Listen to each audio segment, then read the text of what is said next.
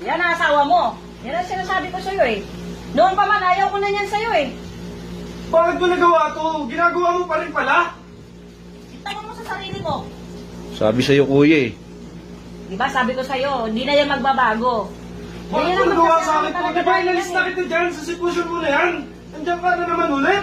Bakit magkano bang binibigay mo lagi sa akin pera? Hindi nandito kami. Kung bibili Sinasabi ko ako, sa'yo. Mama ko, hindi ko nga pinapakinggan yan eh. Sinasabi sa'yo ano eh. Yan ko. Kuya eh, ganyan talaga hindi na magbabago yan. Bayarin na talaga yan. O diba? Diba? Tignan mo. Matagal na kami, pre. Wala akong alam sa sinasabi niyo, pre.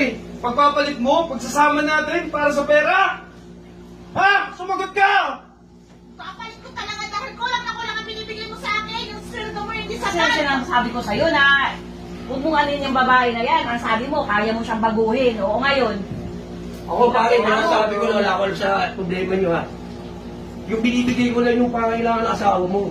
Patawarin mo na lang ako. Kasi kulang nga daw yung kinikita mo. Dapat yan kuya, iniwanan mo na yan eh. Daligan mo yung trabaho para magiging malaki kinikita mo. Hindi Hindi mo ba naisip? Ha? Doon pa lang eh, sinabihan ka na namin Ano ni yung nanay. trabaho mo dati? Pinakasalan pa rin kita! Alam mo, hanggang ngayon ah. Tanga ka eh.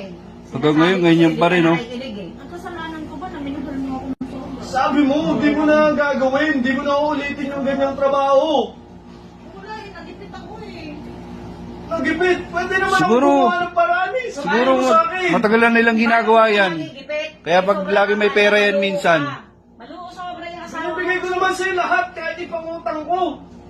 Nakakahiya na nga eh, nabaon ako sa utang dahil sa mga luho mo.